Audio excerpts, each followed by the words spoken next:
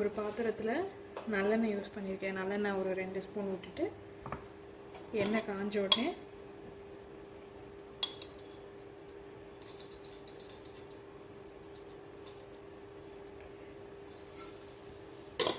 கால் spoon சோம்பு,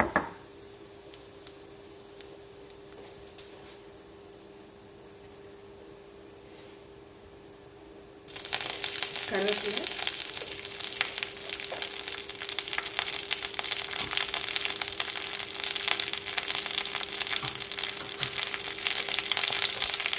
பச்சை மிளகாய்,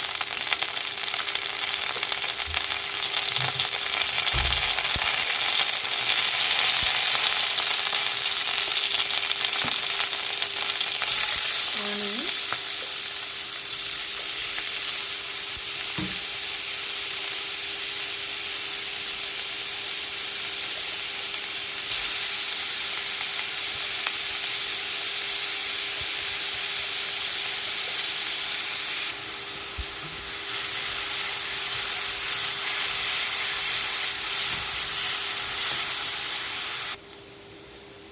ginger,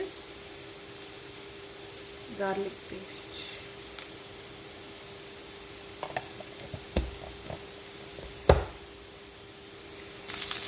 இப்போ டொமேட்டோ போடுவோம். 2 பெரிய வெங்காயம், ஒரு தக்காளி, அவ்வளோதான். இப்போ தக்காளி நல்லா வதங்கி வரட்டும். கொஞ்ச நேரம் அது சாஃப்ட் ஆகிற வரைக்கும் மூடி வைக்கலாம். இப்போ ரொம்ப கம்மியாக மிளகாய் பொடி, ஏன்னா இது காரம் வேணான்றனால.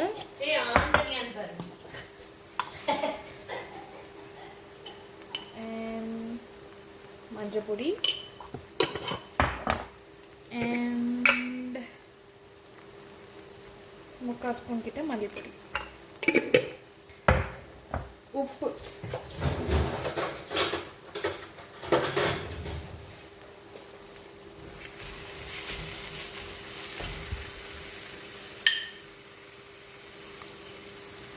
உப்பு ஆரம்பத்துலேருந்தே போடலை. ஸோ உப்பு தேவையான அளவு போட்டுட்டு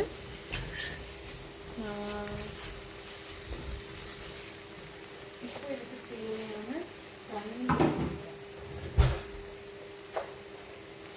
இந்த பச்சை வாசனைலாம் போயிட்டு அது நல்ல கிரேவி பதத்துக்கு வரட்டும். அப்போ நம்ம ப்ரான் போடலாம். இது வந்து சிம்பிள் ப்ரான் தொக்கு, ரொம்ப ஒன்றும் வேலைலாம் இருக்காது, ரொம்ப ரொம்ப ஈஸி. வீட்டில் இருக்கிறத வச்சு நம்ம பண்ணிக்கலாம். இப்போ வந்து ஒரு பச்சை வாசம் போகிறதுக்கு ஐ திங்க் ஒரு 7 மினிட்ஸ் கழிச்சு பார்க்கலாம். ஸோ இந்த ஸ்டேஜில் உப்பு காரம் எல்லாம் பார்த்துக்கோங்க. கரெக்டாக இருக்கிற மாதிரி இருக்குன்னா we can add the prawn. என்னோட ப்ரான் வந்து கொஞ்சம் மீடியம் சைஸாக இருக்குது. பச்சை வாசம் எல்லாம் போயிடுச்சு, மசாலாவோட வாசம் எல்லாம். குக்கிங் தெரியாதவங்க கூட மசாலாலாம் போட்டதுலேருந்து சிம்லே வச்சுக்கோங்க, சேஃபர் சைடுக்கு பிடிச்சிரும் அந்த மாதிரி.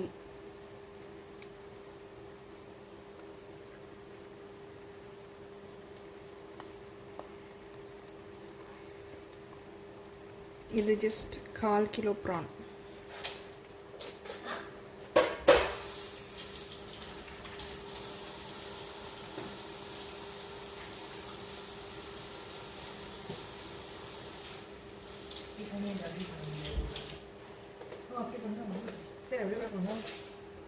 இப்போ ப்ரான் போட்டதுலேருந்து கரெக்டாக வந்து ஒரு 5 மினிட்ஸில் 5 to 7 மினிட்ஸில் ப்ரான் குக் ஆகிடும். ரொம்ப குக் பண்ணக்கூடாது, ஹார்டாகவும் ஆகிடும், ரப்பரி ஆகிடும்.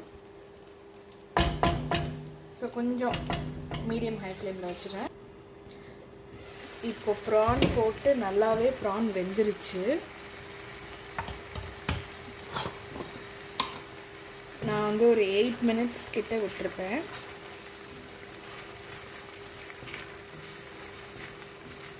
டேஸ்ட் பார்த்தேன், உப்பு கரெக்டாக இருக்குது. காரம் வந்து லேசாக போடணும். ஸோ இதுக்கு மேலே நமக்கு காரம் வேணும்னா நான் ரொம்ப மைல்டாக தான் போடுறேன். பெப்பர் போட்டுக்கலாம்.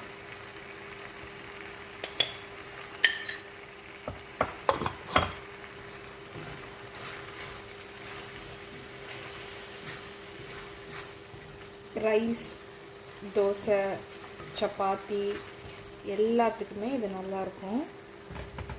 ஸோ ஃபினிஷிங் டச்சுக்கு நான் கொஞ்சம் கொத்தமல்லி போடுறேன். ஆஃப் பண்ணிடலாம், அவ்வளோதான்.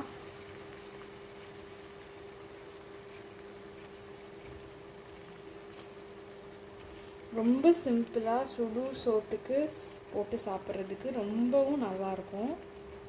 யா, ட்ரை பண்ணி பார்த்துட்டு ஜஸ்ட் சொல்லுங்கள் எப்படி இருக்குன்னு.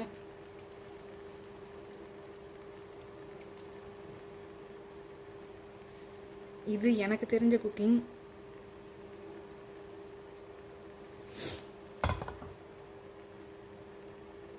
பாய்.